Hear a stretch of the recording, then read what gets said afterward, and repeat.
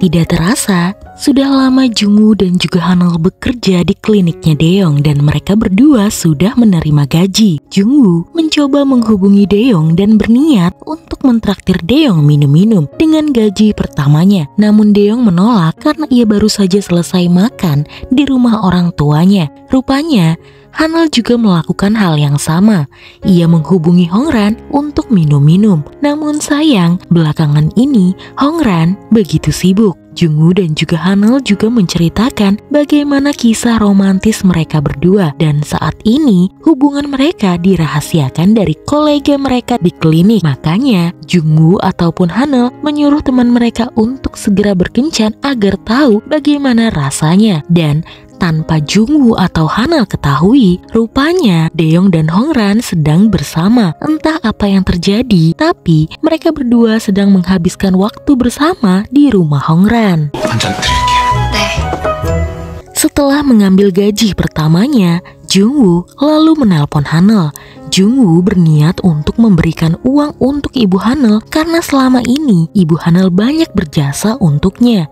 Jungwoo sudah berniat akan menggantinya jika ia punya pekerjaan. Hanul juga bertanya apa Jungwoo membelikan sesuatu untuknya. Jungwoo berucap pacarnya itu juga baru saja gajian. Jadi untuk apa Jungwoo membelikannya sesuatu? Justru Jungwoo yang ingin minta traktiran dari Hanul. Tiba-tiba dari arah belakang dua pria misterius mengikuti Jungwoo. Mereka berdua tak lain dan tak bukan adalah paman Hanul dan juga adik Hanul. Mereka menculik Jungwoo yang sebenarnya ingin langsung pulang ke rumah. Rupanya Jungwoo dibawa ke sebuah tempat minum-minum. Di sana ia diinterogasi apakah benar ia dan Hanul resmi jadian. Paman Hanul ingin tahu apakah Jungwoo mampu menjaga Hanul dengan baik. Karena sebagai paman, perannya bukan hanya seorang paman saja, tapi juga ayah pengganti untuk Hanul setelah iparnya tiada.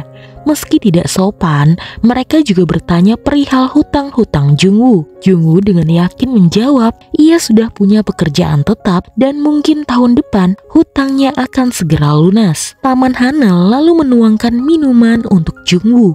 Ia harap Jungwoo dan juga Hanul menemukan ketenangan yang mereka cari-cari selama ini.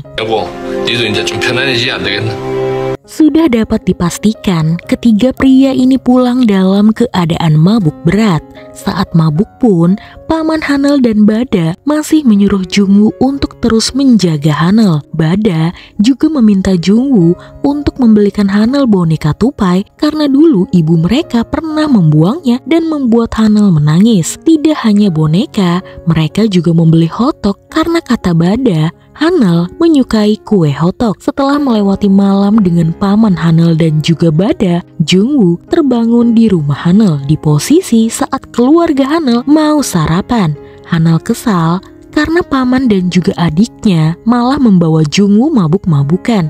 Padahal Jungwoo harus berangkat bekerja. Karena itu terpaksa pada hari itu Hanul membawa mobilnya agar Jungwoo merasa nyaman. Jungwoo lalu menceritakan apa yang terjadi tadi malam. Sampai-sampai ia direcoki minuman oleh paman dan adiknya Hanul. Hanul menyuruh kekasihnya itu untuk menjaga diri dan jangan sampai terkecoh oleh dua saudaranya lagi. Lalu Jungwoo bertanya perihal boneka tupai yang menjadi kesayangan Hanul saat SMP, di mana ibu Hanul membuang boneka itu diam-diam yang membuat Hanul menangis. Sebenarnya itu semua bukan karena boneka, melainkan hanya alasan Hanul saja karena ia tidak mau ikut karya wisata sekolah dan memilih belajar di rumah. Tapi ia malah sedih dan akhirnya menangis. Sekarang kalau dipikir-pikir, Hanul sama sekali tidak pernah ikut karya wisata sekolah. Rupanya kebersamaan Daeyeong dan juga Hongran karena Daeyeong telah memberikan hadiah untuk putra Hongran sebuah permainan yang dirakit di dalam rumah. Daeyeong senang karena ia juga bisa merasakan makanan dari ibunya Hongran. Daeyeong juga menerima masukan dari Hongran di mana Daeyeong harus memberikan uang jajan lebih untuk putri Daeyeong karena akan banyak barang yang dibeli oleh putri Daeyeong, namun sebenarnya sungkan untuk memintanya kepada Daeyeong. Daeyeong lalu menawarkan diri untuk mengajak putra Hongran bermain sepeda dan mencari serangga di taman. Sayangnya, Hongran dan juga putranya tidak terlalu lihai bersepeda. Tapi itu tidak masalah, karena Deong akan mengajarinya. Hongran kemudian memberikan 3 stiker SOS. 3 stiker ini bertujuan untuk membantu ketika mereka berdua saling membutuhkan. Contohnya, Deong akan mengajarinya bersepeda, dan Hongran akan membantu Deong mencari hadiah untuk putrinya. Mereka harus menggunakan stiker ini dengan bijak sampai ketiga stiker habis. 어떡해. 나 좀 설레. Sementara itu, Hanel rupanya telah menyiapkan hadiah untuk Jungwoo. Hadiah itu tidak hanya 1 tapi 2 sekaligus. Jungwoo begitu senang dan ia sudah tidak sabar dan kemudian langsung membuka hadiah yang paling besar. Ternyata isinya adalah buku sejarah pembedahan plastik yang harus Jungwoo baca. Lalu hadiah kedua adalah penutup kepala dokter yang lucu yang harus Jungwoo pakai saat akan melakukan operasi. Hanel juga meminta Jungwoo untuk membaca buku tersebut sampai akhir pekan. Lalu setelah itu Hanel ingin tahu apa pendapat Jungwoo. Jungwoo pun tersenyum pahit. Ia harus membaca buku lagi dengan menggunakan topi lucu ini sampai akhir pekan. Sebenarnya, apa lagi-lagi Jungwoo telah berbuat salah karena sepertinya ini bukanlah hadiah, melainkan hukuman bagi Jungwoo. Rupanya, Hanel balas dendam karena ia cuma diberi hadiah boneka dan kue hotdog saja. Itu pun dibeli Jungwoo saat ia mabuk. Dan ternyata hadiah untuk Hanel bukan cuma itu saja. Jungwoo telah menyiapkan karya wisata untuk Hanel. 재밌겠지. 그럼 당장 내일 가는 거다. 내일 당장? Sebelum besok mereka berdua pergi berkarya wisata, Jungwoo mengajak Hanel untuk pergi berbelanja terlebih dahulu. Lalu kemudian Jungwoo memperlihatkan tempat yang akan mereka berdua datangi. Tiba-tiba Hanel malah bertanya tentang keadaan Jungwoo saat ini. Apakah saat ini Jungwoo masih tidak nyenyak saat ia mencoba untuk tidur? Apakah Jungwoo masih sering minum obat tidur? Ternyata keadaan Jungwoo mulai membaik. Ia sudah tidak minum obat tidur lagi. Justru ia malah lebih nyaman seperti ini. Apalagi tadi malam, meski ia mabuk, ia tidak takut dengan apapun. Sekarang suasananya begitu nyaman dan membuatnya bahagia. Ada Hanel di hidupnya yang akan selalu memarahinya setiap berangkat bekerja. Lalu setelah bekerja mereka berdua bisa minum kopi dengan nyaman. Jadi sekarang Jungwoo sangat menyukai ketenangan yang ia dapatkan. Dan semoga saja ketenangan ini bisa abadi. 좋아, 너랑 커피 마시는 거. 난 더 좋아.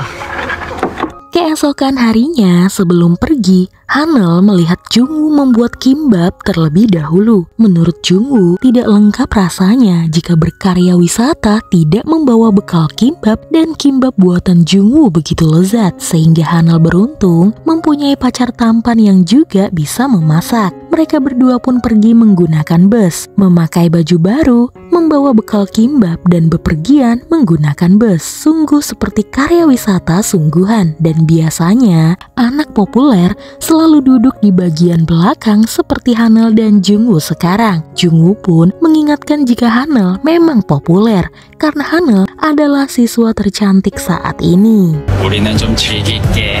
재밌겠다.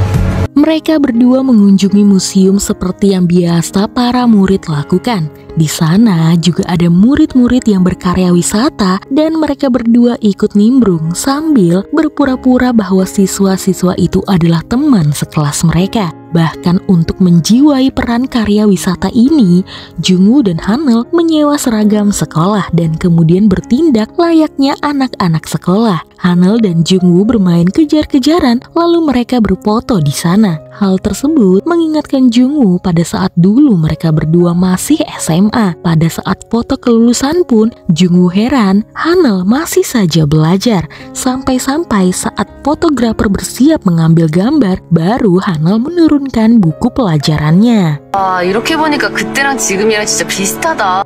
Sebenarnya, Jungwoo menyesal kenapa tidak dari dulu ia berpacaran dengan Hanel. Jika saja waktu bisa diulangi lagi, ia ingin sekali menghajar dirinya sendiri karena pernah kasar kepada Hanel. Pada saat itu, Hanel tiba-tiba merasa lapar. Jungwoo menyuruh Hanel menunggu sebentar karena makanan mereka akan segera datang. Dan tiba-tiba Hongran dan Daeyeong datang bersama membawakan mereka makanan. Menurut Jungwoo, karya wisata akan terasa lebih seru jika ada teman mereka. Dan akhirnya Daeyeong dan Hongran bergabung bersama Jungwoo dan juga Hanul. Hanul sebenarnya bingung bagaimana bisa Daeyeong dan Hongran tiba-tiba menjadi akrab satu sama lain. Hongran hanya menceritakan jika mereka dekat karena sama-sama orang tua tunggal dan mereka saling membantu satu sama lain. Hanul tidak semudah itu percaya. Ia yakin ada sesuatu di antara Daeyeong dan sahabatnya Hongran. 완전 수상해 홍란이. 이홍란 완전 수상해. Malam itu mereka habiskan dengan barbekyuan sekaligus menceritakan bagaimana Hongran dan Hanul bisa berteman. Hongran mendekati Hanul terlebih dahulu karena menurutnya hanya Hanul yang cuek dengan drama yang ada di kampus mereka, dan Hongran senang memiliki orang yang lebih memilih belajar dan bekerja keras seperti Hanul. Lalu Hanul bertanya bagaimana dengan Daeyeong dan Jungwoo, bagaimana mereka berdua bisa dekat. Daeyeong bercerita jika dulu Jungwoo dan Daeyeong bersahabat. Saat kuliah, Jungwoo itu seperti adik bagi Daeyeong karena tanpa dorongan Jungwoo, Daeyeong tidak akan mungkin menjadi dokter. Saat lulus menjadi dokter dan menjadi residen di rumah sakit, Daeyeong benar-benar lelah dan hanya Jungwoo yang selalu menghibur dan juga membantunya. Contohnya, memberikan penyemangat seperti permen Kopiko. Permen kopi yang cocok buat kamu yang sedang lelah menghadapi hidup ini. Persahabatan mereka berdua kemudian renggang karena pada saat itu rumah sakit mengutus sukarelawan untuk pergi ke Afrika. Awalnya Jungwoo ingin mengajukan diri, namun rupanya Daeyeong mengajukan duluan. Daeyeong menganggap ini adalah peluang baginya. Namun pada saat itu Daeyeong mengalami kecelakaan yang tidak terduga. Ia terpeleset dan terjatuh dari tangga sehingga ia cedera, dan Jungwoo menggantikan posisinya dan pergi ke Afrika. Rupanya video dokumenter saat Jungwoo di Afrika viral dan membuat Jungwoo terkenal dan menjadi bintang. Dari sana hubungan mereka berdua jadi renggang, dan tidak hanya renggang tapi mereka sempat berkelahi layaknya perempuan.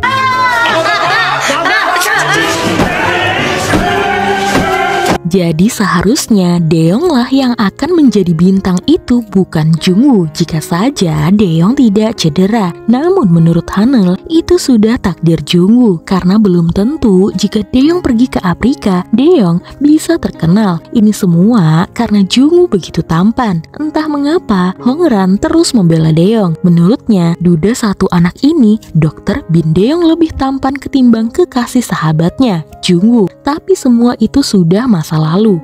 Sebenarnya Jungwoo tidak nyaman saat harus menggantikan Daeyeong. Terlebih saat pulang dari Afrika, Daeyeong tidak menegurnya sama sekali dan hal tersebut sangat menyakitkan. Daeyeong juga mengakui jika sebenarnya ia iri dan bersikap kekanakan kepada Jungwoo. Mana pada saat itu Jungwoo sedang bimbang. Mertuanya terus merendahkannya karena ia bukan orang kaya dan akhirnya ia memilih untuk bercerai. Makanya saat melihat Jungwoo terkenal, Daeyeong berpikir seharusnya dia yang berada di posisi itu. Untungnya kesalahpahaman Daeyeong dan juga Jungwoo akhirnya terselesaikan.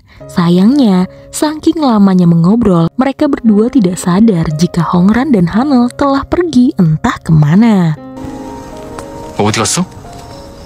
Hanul dan Hongran lebih memilih untuk memberikan waktu bagi Daeyeong dan juga Jungwoo. Pada kesempatan itu juga, Hongran mengakui jika sebenarnya ia menyukai Daeyeong.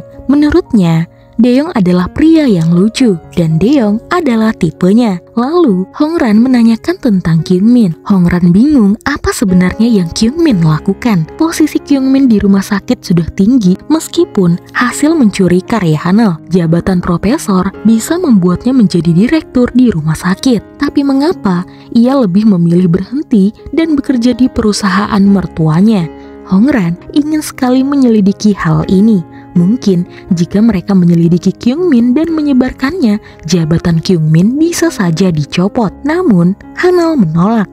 Ia menerima kenyataan dan bersikap legowo saja. Ia dan Jungwoo sudah menemukan kebahagiaan dan ketenangan mereka berdua. Dan Hanul enggan mengingat masa lalu yang menyedihkan itu lagi. 불행했던 기억들을 다시 떠올리고 싶진 않아. 가자. Tidak hanya Hanel dan Hongran yang menceritakan Kyungmin, Daeyeong juga bertanya tentang Kyungmin kepada Jungwoo. Ia tahu apa yang telah dilakukan Kyungmin kepada Hanel. Awalnya Daeyeong lega ada seseorang seperti Kyungmin di sisi Jungwoo, namun ia tidak menyangka Kyungmin sejahat itu. Jika dipikir-pikir lagi, sepertinya Kyungmin menggunakan obat-obatan yang aneh dan Daeyeong curiga obat itu ilegal. Ia sering melihat Kyungmin membawa serbuk obat yang diakui oleh Kyungmin sebagai puyernya. Tapi Daeyeong curiga jangan-jangan yang dibawa Kyungmin bukanlah obat, melainkan narkoba. Lalu Jungwoo menceritakan soal Kyungmin yang pernah memasukkan obat di minumannya. Obat itu diketahui bernama Zolpidem, obat yang berbahaya dan hanya dijual dalam bentuk pil. Jika Kyungmin membuatnya menjadi serbuk, maka ada sesuatu yang harus dicurigai. Lalu mengapa ia melakukannya kepada Jungwoo? Jika ia ingin membunuh Jungwoo, bisa saja ia langsung memasukkan racun ke minumannya. Lalu kenapa harus obat Zolpidem? Apa yang sebenarnya direncanakan oleh Kyungmin? 왜 줄피뎀을 썼나 난 그게 항상 궁금했거든. Kemudian kita kembali ke saat Kang Jin-suk datang ke kantor Kyungmin dan ia menagih janji. Kang Jin-suk datang demi menanyakan apa tujuan Kyungmin menyembunyikan kamera yang ia taruh di klinik Jungwoo selama 2 hari. Apa yang sebenarnya Kyungmin lakukan di dalam klinik Jungwoo yang membuat Kyungmin langsung naik pitam. Setelah karya wisata selesai, Jungwoo dan Hanel kembali pulang ke rumah. Hari itu Hanel harus pergi ke psikiater karena ada janji temu. Saat mengobrol, dokter psikiater itu menawarkan kepada Hanel untuk melihat berbagai kegiatan di web mereka. Mungkin ada video yang bisa membantu Hanel. Lalu, Hanel salpok dengan foto latar di tab dokter tersebut saat beliau menjadi relawan di Myanmar bersama dengan Kyungmin. Rupanya, Kyungmin aktif menjadi relawan selama 2 tahun terakhir. Dan yang mensponsori layanan medis ini adalah Farmasi Haesung, perusahaan mertua Kyungmin, di mana sekarang Kyungmin menjabat sebagai direkturnya. Dan setelah Hanel telusuri, istri pemilik Farmasi Haesung adalah orang Makau. Hanel merasa curiga dan kemudian ia meminta bantuan kepada wartawan kenalan Hongran untuk mencari tahu info lebih lanjut. Menurut wartawan medis itu, Kyungmin sedang mengembangkan obat baru dari Farmasi Haesung, obat anti nyeri tanpa efek samping. Padahal obat-obat keluaran Farmasi Haesung sering tidak lolos uji coba. Tapi menurut wartawan itu, berita ini masih simpang siur. Menurut Hanel, sepertinya Farmasi Haesung ini bukanlah perusahaan yang jujur. Konon katanya, perusahaan ini tidak tertarik dengan farmasi dan hanya mengambil keuntungan dari bisnis-bisnis ilegal saja. Apalagi mereka berkeluarga dengan geng Makau. Dan ternyata Farmasi Haesung sering menyumbangkan uang untuk rumah sakit tempat Hanel dulu bekerja. Hanel baru ingat dengan orang yang menabraknya di pengadilan. Orang itu adalah wakil direktur Farmasi Haesung. Untuk apa dia ada di pengadilan di saat sidangnya Jungwoo? Pada saat itu, Hanel ditelepon oleh ibunya karena ibunya khawatir kepada Bada yang saat ini sedang berada di kantor polisi. Rupanya, kedatangan Bada ke sana perihal kesaksiannya yang dulu melihat Kang Jin-suk mengintai rumahnya Jungwoo. Tapi sayang, kesaksian Bada rupanya salah karena Kang Jin-suk tidak ada di Korea pada saat itu. Dan wajah pria yang mengikuti Jungwoo bukanlah Kang Jin-suk melainkan orang lain. Saat Hanel tiba di kantor polisi, Hanel pun melihat siapa pria itu dan tidak lain adalah Kyungmin. Hanel sadar seharusnya Jungwoo maupun dirinya tidak mengesampingkan masalah ini demi kebahagiaan mereka berdua. Dan kedatangan Kang Jin-suk di kantornya Kyungmin untuk memberitahukan jika ia melihat semua yang telah dilakukan Kyungmin di dalam klinik Jungwoo. Karena ia ternyata masih menyimpan kamera tersembunyi lain yang belum pernah Kyungmin temukan. Malam itu, Hanel menelpon Kyungmin dan mengajaknya untuk bertemu. Selain membahas apa yang telah Kyungmin lakukan kepada Jungwoo, Hanel juga mengungkapkan jika ia tahu alasan mengapa Kyungmin memilih berhenti menjadi profesor di rumah sakit. Itu semua karena pihak Farmasi Haesung membutuhkan seorang profesor untuk untuk mengembangkan jenis obat baru yang bisa lolos tahap uji coba. Hanel juga memberikan pertanyaan mengapa wakil direktur Haesung berada di dalam sidang Jungwoo. Apakah farmasi Haesung dan juga Kyungmin ada hubungannya dan terlibat dengan kecelakaan medis yang menimpa Jungwoo? Kyungmin tidak bisa berkata-kata. Ia langsung panik. Ia bingung harus mengatakan apa kepada Hanel. Tiba-tiba, sebuah truk langsung menghantam mobil Kyungmin yang membuat keduanya terhempas lalu tidak sadarkan diri. Jungwoo yang dari tadi siang tidak bisa menghubungi Hanel mulai khawatir apa yang terjadi kepada kekasihnya. Apakah mengharapkan kebahagiaan kecil yang mereka berdua inginkan terlalu berlebihan? 과한 욕심이었을까? 또 된다고 말하지 말걸.